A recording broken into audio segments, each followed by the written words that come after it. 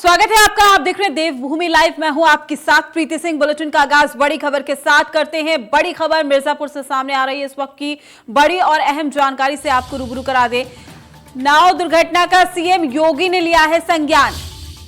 बड़ी जानकारी से हम आपको रूबरू करा रहे हैं।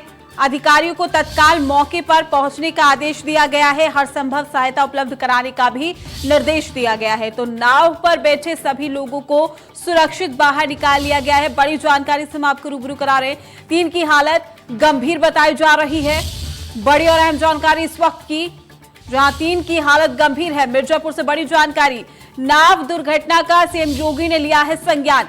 अधिकारियों को तत्काल मौके पर पहुंचने का निर्देश भी दिया गया। तो हर संभव सहायता उपलब्ध कराने का दिया है निर्देश। बड़ी जानकारी से हम आपको रूबरू करा रहे हैं। नाव पर बैठे सभी लोगों को सुरक्षित बाहर निकाल लिया गया है। तो 3 की हालत गंभीर बताई जा रही है। बड़ी खबर इस वक्त की। तो 3 की हालत गंभीर है, अस्पताल ले जाया गया है उनको। मिर्जापुर से बड़ी जानकारी।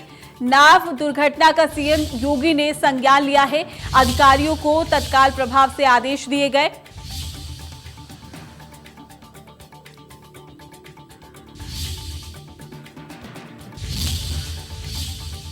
चलिए खबरों में आगे बढ़ेंगे। बात करेंगे ट्रैक्टर रैली पर अड़े किसानों की दिल्ली पुलिस के साथ बैठक है। सरकार किसानों की बातचीत कल तक के लिए टली है। पिछले 55 दिनों से किसानों का आंदोलन भी लगातार जारी है। तो दिल्ली पुलिस के साथ किसानों की ये बैठक होगी। ट्रैक्टर परेड को लेकर बातचीत होगी इस बैठक में, चूंकि लगातार किसानों की ओर से कहा जा रहा है कि वो दिल्ली कूच करने की तैयारी में है और दिल्ली कूच करेंगे ट्रैक्टर परेड के जरिए। हालांकि सुप्रीम कोर्ट तक ये मसला पहुंचा और इस मसले पर सुप्रीम कोर्ट ने कहा है कि ये फैसला लेने का जो अधिकार है वो दिल्ली पुलिस के पास है। वो तय करे कि किसानों को दिल्ली में एंट्री देनी है या नहीं देनी है। 26 जनवरी पर दिल्ली कूच करने की तैयारी में जो किसान हैं वो लगे हुए हैं। इसी कड़ी में किसानों और पुलिस के बीच में भी आज ये बैठक होगी। 55 दिनों से लगातार जो किसान हैं आंदोलन पर डटे हुए हैं। कृषि कानूनों को वापस लेने की मांग किसान कर रहे हैं। हालांकि किसान और सरकार के बीच में आज भी बैठक होनी थी, लेकिन ये बैठक कल तक के लिए टाल दी गई है। बुधवार को ये बैठक होगी। तो कृषि कानून रद्द करने की मांग पर लगातार किसान अड़े हुए हैं। आज पुलिस के साथ किसानों की ये बैठक होगी। किसानों का कहना है कि हम शांतिपूर्वक तरीके से ट्रैक्टर परेड जो है वो निकालेंगे गणतंत्र दिवस के मौके पर। हालांकि दिल्ली पुलिस पूरी मुस्तैदी के साथ खड़ी है। अब देखना लाजमी है कि आज बैठक में क्या कुछ रणनीति बनाई जाती है। तो कृषि कानूनों को रद्द करने की लगातार किसान मांग कर रहे हैं। 55 दिनों से तमाम बॉर्डर्स पर किसान डटे हुए हैं। तमाम बॉर्डर्स पर किसान लगातार आगे की रणनीति भी तैयार कर रहे हैं। अयोध्या में भव्य राम मंदिर निर्माण को लेकर विभिन्न हिंदू संगठन एकजुट होकर धन संग्रह कर रहे हैं, जिसको लेकर पूरे देश में धन संग्रह के लिए लोग आगे आ रहे हैं। ऐसे में राम मंदिर निर्माण को लेकर हिंदू ही नहीं मुस्लिम समाज के लोग भी बढ़ चढ़कर हिस्सा ले रहे हैं, जिसकी जीती जागती मिसाल मसूरी में देखने को मिली है, जहां पर 70 साल के अबुल हसन द्वारा राम मंदिर निर्माण के लिए 1100 रुपए दिए गए हैं। महमूद हसन ने बताया कि वो मोदी के कार्यों से काफी ज्यादा प्रभावित है और 2003, 2005 और 2009 में जब मोदी मसूरी के 5 सितारा होटल आए थे तो उन्होंने उनका मसाज और हेयर ड्रेस भी किया था। तो मुस्लिम समाज भी बढ़ चढ़कर हिस्सा ले रहा है। मोहम्मद हसन ने भी 1100 रुपए का सहयोग किया है। राम मंदिर निर्माण को लेकर यह सहयोग किया गया। हिंदू हो या मुसलमान हो, हम सब भाई भाई हैं। ये थोड़ा सा अपने अपने विचार की बात है। मैं उस विचारधारा का आदमी हूँ कि मुझे सिर्फ ये चाहिए भाईचारा बना रहे। हिंदू क्या कर रहे, मुसलमान क्या कर रहे, अपने अपने धर्म को मानते रहो। मुझे बड़ी खुशी होती है। मंदिर में जा, मस्जिद में जा, गुरुद्वारे गिरजे में जा, अरे पगले जहाँ चाहे बैठकर नाम ले ले, अल्लाह ईश्वर भगवान सब जगह मिलते हैं। पंचायत क्षेत्र में एक परिवार मुस्लिम रहता है। उन्होंने आप सिर्फ ये 1100 देख रहे हैं, उन्होंने अपने 3 पीढ़ी के साथ, वह स्वयं, उनके बेटे, उनके पोती, तीनों ने मिलकर वो पैसे मुझे समर्पण निधि के रूप में दिए हैं। और उन्होंने कहा जब आप काम करते हैं, आप हिंदू मुसलमान नहीं देखते, धर्म नहीं देखते हैं, तो फिर इस समय मैं क्यों देखूं। धन्यवाद करूंगा हसन चाचा जी का कि उन्होंने ये सौभाग्य मुझे दिया और हमारे मंदिर के लिए इन्होंने जो अंशदान दिया उसके लिए हम इनके कर्जदान रहे। वहीं तमाम जानकारी के साथ हमारे संवाददाता सुनील सोनकर भी हमारे साथ जुड़ चुके हैं। सुनील, देखिए, मुस्लिम समाज भी बढ़ चढ़कर हिस्सा ले रहा है और जीता जागता जो मिसाल है यहाँ पर देखने को मिली है। यहाँ पर महमूद हसन द्वारा राम मंदिर निर्माण के लिए सहयोग किया गया, उसे कहीं ना कहीं उनकी चारों तरफ तारीफ हो रही है। उनका ये कहना है कि सभी धर्म एक होते हैं, सिर्फ आपका मंशा क्या है उस तरीके से काम करना चाहिए। उन्होंने, क्योंकि वो स्वयं नरेंद्र मोदी से 4 बार मिल चुके हैं और 4 बार उनके द्वारा उनकी मसाज की गई, हेयर कट किया गया, तो उनका ये साफ तौर पर कहना था कि जो नरेंद्र मोदी है उनका जो व्यक्तित्व है वो अपने आप में बहुत महान है और जिस तरीके से राम मंदिर निर्माण हो रहा है उसमें सभी लोगों को सहयोग करना चाहिए और भाईचारे का संदेश यहाँ पर पूरे देश में देना चाहिए। जी बिल्कुल सुनील, और देखिए कहीं ना कहीं ये समाज को एक संदेश देता है कि भाईचारा कायम रहना चाहिए। और देखिए राम मंदिर निर्माण में जिस तरीके से मुस्लिम जो हैं वो भी बढ़ चढ़कर हिस्सा लेते हुए नजर आ रहे हैं, एक सकारात्मक संदेश समाज में जाता हुआ। जी बिल्कुल, क्योंकि ये बहुत अच्छी पहल महमूद हसन की देखी जा रही है और जिस तरीके से यहाँ पर उन्होंने अपने संदेश में भी कहा कि हम सब लोग भाई भाई हैं और हिंदू मुस्लिम की जो राजनीति करते हैं वो बिल्कुल गलत है और ऐसे में हम सब लोग एक हैं और जिस तरीके से राम मंदिर निर्माण हो रहा है उसमें सभी लोगों को सहयोग करना चाहिए और भाईचारे के संदेश के साथ साथ देश में सौहार्द का वातावरण बनाना चाहिए जिससे देश तरक्की की ओर अग्रसर हो सके। बिल्कुल सुनील, आपका शुक्रिया तमाम जानकारी देने के लिए। तो राम मंदिर निर्माण में सहयोग किया गया है, मुस्लिम समाज भी बढ़ चढ़कर हिस्सा ले रहा है। चलिए खबरों में आगे बढ़ेंगे, बात करेंगे मुख्यमंत्री त्रिवेंद्र सिंह रावत की अध्यक्षता में सचिवालय में राज्य रोजगार गारंटी परिषद की बैठक आयोजित की गई है। इस अवसर पर मुख्यमंत्री ने उत्तराखंड आजीविका ऐप भी लॉन्च किया है। उन्होंने कहा है कि राज्य में जल्द ही मनरेगा के कार्य दिवसों की अवधि को बढ़ाया जाएगा। कार्य दिवस 100 दिन से बढ़ाकर 150 दिन किए जाएंगे, जिसके लिए धनराशि की व्यवस्था राज्य फंड से की जाएगी।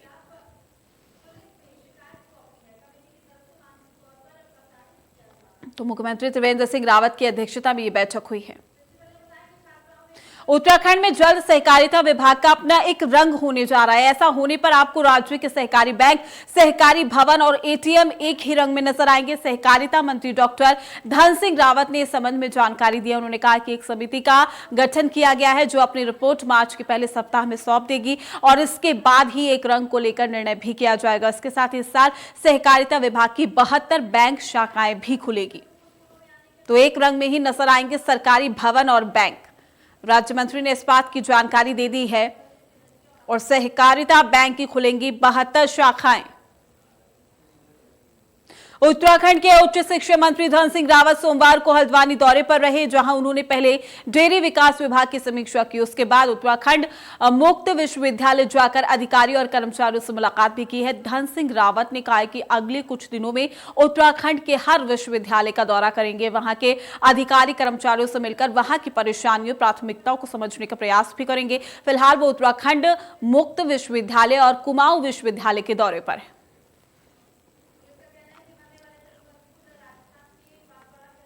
तो शिक्षा मंत्री धन सिंह रावत का ये दौरा। कृषि मंत्री सुबोध उनियाल ने विधानसभा में कृषि विभाग की बैठक ली है। मंत्री सुबोध उनियाल ने उद्यान एवं कृषि विभाग को अधिक उत्पादन बढ़ाने के निर्देश भी दिए। उन्होंने कहा कि विभाग के आधुनिकीकरण पर बल दिया जाए और विभाग का डिजिटल रूप देते हुए निष्क्रिय पड़ी वेबसाइट को अपडेट भी किया जाए। वेबसाइट में ऐसे वीडियो अपलोड किए जाएंगे जिससे किसान योजनाओं को सरलता से समझा जा सके। इसका उद्देश्य सरकार की योजनाओं को अधिक प्रभावी ढंग से कृषकों तक पहुंचाना है और विभाग की गतिविधियों की मॉनिटरिंग करनी है। बैठक में प्रदेश में नकदी फसल के रूप में आपको बता दें कि कीवी उत्पादन पर जोर देते हुए कहा गया है कि कीवी क्रांति के लिए कार्य योजना बना ली जाए। इस संबंध में जल्द ही अरुणाचल प्रदेश के मंत्री नाबार्ड के साथ भी बैठक की जाएगी।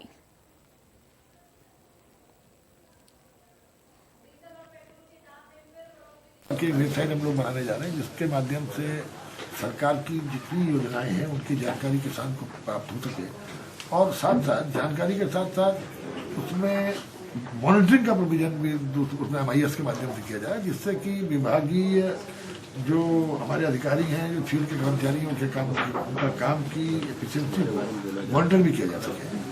और जो वेबसाइट में तमाम तरह की सक्सेस स्टोरी ताकि किसान उससे इंस्पायर हो, तमाम उस तरह से जो हमारे कंसोलिडेशन का कंसेप्ट जानकारी उसको प्राप्त हो सके। शिक्षा मंत्री अरविंद पांडे ने शिक्षा विभाग की बैठक ली है, जिसमें शिक्षा मंत्री ने NIOS से DLED करने वाले प्राइवेट शिक्षकों को प्राथमिक शिक्षक भर्ती में शामिल करने पर आपत्ति जाहिर की है। शिक्षा मंत्री ने कहा है कि जैसे DLED करने वाले प्राथमिक शिक्षक भर्ती के लिए पात्र होंगे और इसके साथ ही प्राथमिक शिक्षक के खाली पदों पर भी भर्ती करने के लिए भी निर्देश दिए गए हैं। केंद्र सरकार द्वारा सभी राज्यों को क्लास 9 से 12वीं तक के लिए छात्रों के लिए स्कूल खोलने की अनुमति दे दी गई है। हालांकि उत्तराखंड में अभी तक 10वीं और 12वीं के लिए ही स्कूल खुले हैं। शिक्षा मंत्री अरविंद पांडे ने कहा कि राज्य में जल्द ही कक्षा 9 से 12वीं तक के छात्रों के लिए भी स्कूल खोले जाएंगे।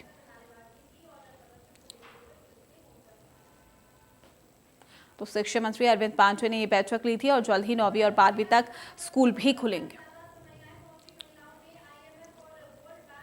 बात करेंगे उत्तराखंड में आगामी विधानसभा चुनाव के लिए बीजेपी ने तैयारियां भी तेज कर दी है। मिशन 2022 को जीतने के लिए बीजेपी ने 5 सदस्य समिति का गठन किया।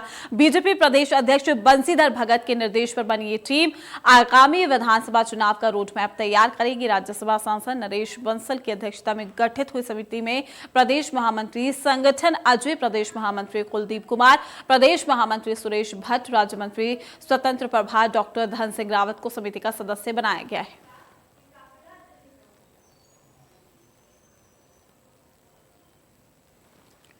तो मिशन 2022 में जुटी हुई है बीजेपी। 5 सदस्य समिति का भी गठन किया गया है। 19 फरवरी को चिंतन भी किया जाएगा, विचार विमर्श और मंथन भी किया जाएगा।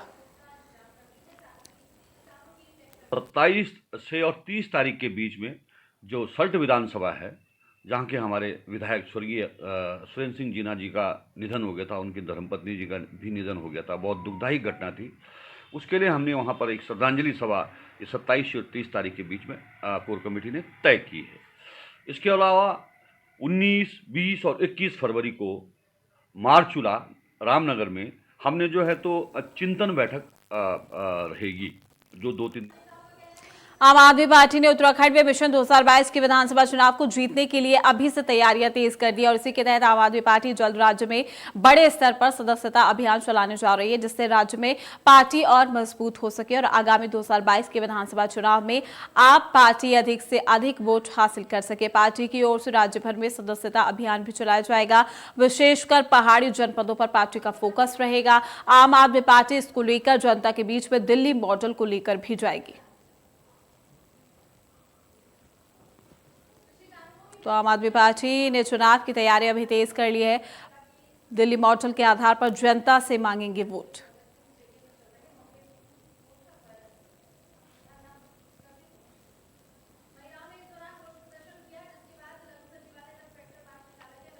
हरिद्वार में नए कृषि कानून के विरोध में निकाली जा रही कांग्रेस की ट्रैक्टर रैली के दौरान कांग्रेसी नेता और प्रशासन में झड़प हो गई है। कांग्रेस प्रदेश अध्यक्ष प्रीतम सिंह के नेतृत्व में ट्रैक्टर ट्रॉली लेकर पहुंचे सैकड़ों कांग्रेसी कार्यकर्ता बहादुराबाद से जिला कलेक्टर तक विरोध प्रदर्शन करते हुए रैली निकाल रहे थे। एसडीएम ने मौके पर पहुंचकर उन्हें रोकने का प्रयास भी किया। इस दौरान कांग्रेसी और प्रशासनिक अधिकारियों के बीच में झड़प भी हो गई। हालांकि बाद में कांग्रेसी नेताओं ने शांतिपूर्वक विरोध प्रदर्शन करते हुए रैली निकालने का आश्वासन दिया।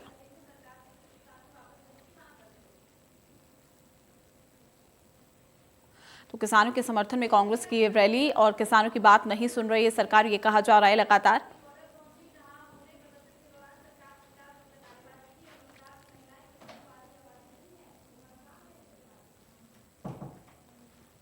चलिए खबरों में आगे बढ़ेंगे, बात करेंगे पिथौरागढ़ में नगरपालिका परिषद के सभी दुकानदारों और व्यवसायियों से टैक्स वसूलने के नए फरमान से व्यापारियों में आक्रोश है। पालिका ने समाचार पत्रों के माध्यम से पिथौरागढ़ में छोटे बड़े सभी व्यापारियों से पालिका लाइसेंस बनाने और टैक्स न मिलने पर भारी जुर्माना भरने की बात कही है, जिसके बाद से व्यापारी भड़के हुए हैं। व्यापारियों का यह भी कहना है कि कोविड की वजह से पहले ही व्यापार में मंदी आई है और अब नए लाइसेंस फीस के नाम पर उन पर अतिरिक्त भार भी डाला जा रहा है।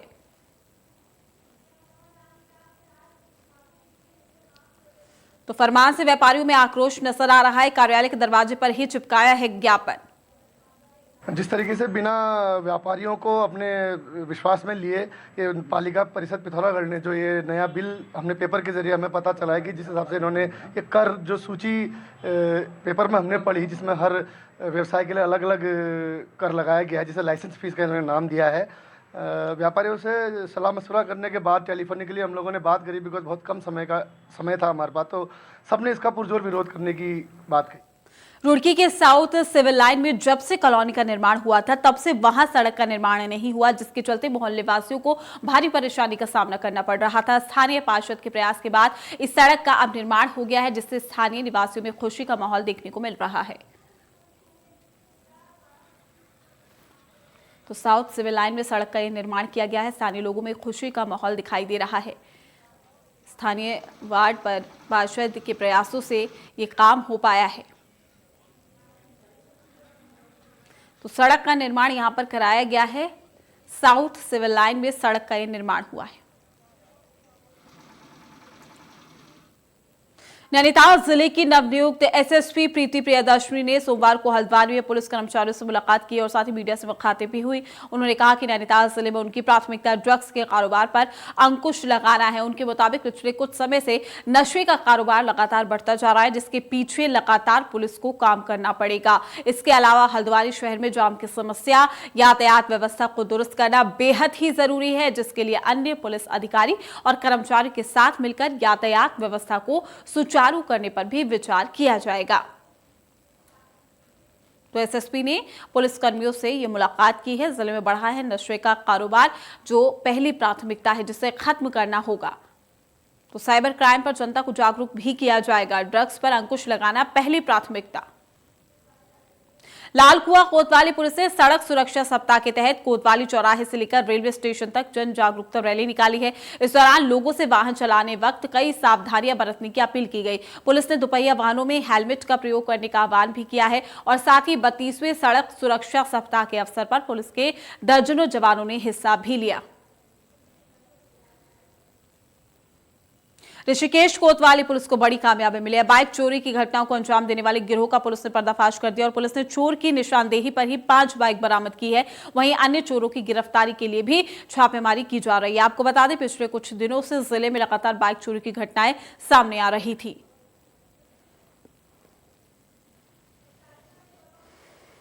पिछले कुछ दिनों से ऋषिकेश शहर से कुछ बाइकें चोरी हो रही थी, जिसमें अभियोग पंजीकृत किए गए और फुटेज देखी गई तो उसमें एक व्यक्ति की पहचान हुई थी, जिसमें मुखबिरों को मामूर किया गया था।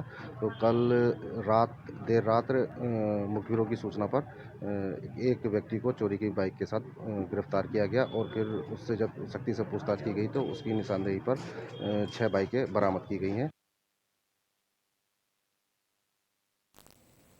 तो कोतवाली पुलिस को मिली है बड़ी कामयाबी। वहीं रुड़की की भगवानपुर थाना पुलिस के हाथ बड़ी कामयाबी हाथ लगी है। ट्रैकिंग अभियान के दौरान ही पुलिस ने 22 ग्राम अवैध स्मैक और कुल 1,05,000 रुपए के साथ एक अभियुक्त को गिरफ्तार किया है। पुलिस ने युवक के खिलाफ एनडीपीएस एक्ट के तहत कार्रवाई कर जेल भी भेज दिया है।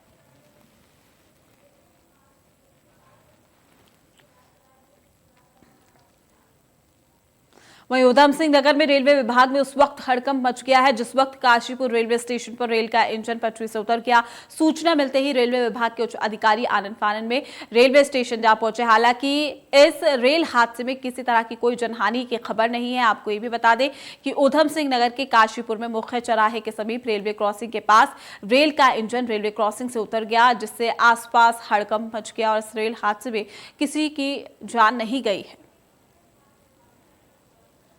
तो पटरी से रेल का इंजन उतरा है, रेलवे क्रॉसिंग पर पटरी से उतरा है ये रेल का इंजन। उधम सिंह नगर का ये पूरा मामला। वहीं नंदप्रयाग घाट मोटर मार्ग को 1.5 लेन चौड़ीकरण की मांग को लेकर आंदोलनकारियों की भूख हड़ताल 9वें दिन भी जारी रही है, जबकि आंदोलन को 45 दिन हो चुके हैं। भूख हड़ताल के 8वें दिन भूख हड़ताल पर बैठे क्षेत्र पंचायत सदस्य दीपक रतूड़ी की तबीयत बिगड़ने के बाद दीपक रतूड़ी को सीएचसी घाट में भर्ती कराया गया। अब दीपक रतूड़ी के स्थान पर खुद व्यापार संघ अध्यक्ष चरण सिंह नेगी ने भूख हड़ताल में बैठकर मोर्चा संभाल लिया है, जबकि महावीर सिंह विष्ट, दिनेश सिंह विष्ट और सुरेंद्र नेगी अभी भी भूख हड़ताल में डटे हैं।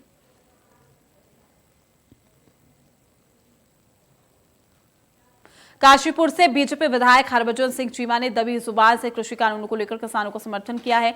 मीडिया के सवालों पर विधायक चीमा ने केंद्र सरकार से किसानों की बात सुनने का आग्रह भी किया है। उन्होंने कहा है कि सरकार को कोई बीच का रास्ता निकालना चाहिए जिससे किसानों की भी बात बन जाए और सरकार की भी बात रह जाए। हालांकि उन्होंने खुलकर कुछ भी नहीं कहा, इशारों में ही उन्होंने ये जरूर कहा कि घर में अगर बच्चा रोता है तो घर के बड़े सदस्यों का ध्यान उस ओर जरूर जाता है। ऐसे में सरकार को भी किसानों की बात सुननी चाहिए।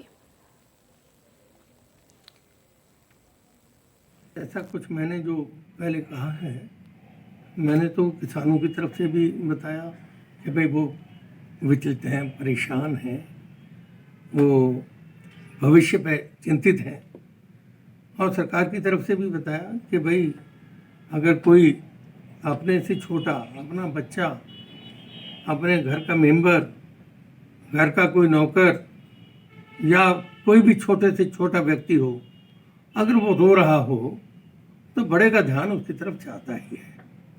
तो हमारा कहना तो यही है कि सरकार इन किसानों की तरफ ध्यान दे और इनकी बात को सुन के ऐसा निर्णय करे जिससे ये किसान भी खुश हों और सरकार की बात भी।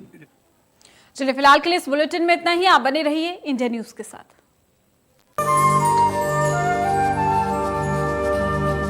लुपिज़ाइम प्लस, इसका प्रो बॉडी फॉर्मूला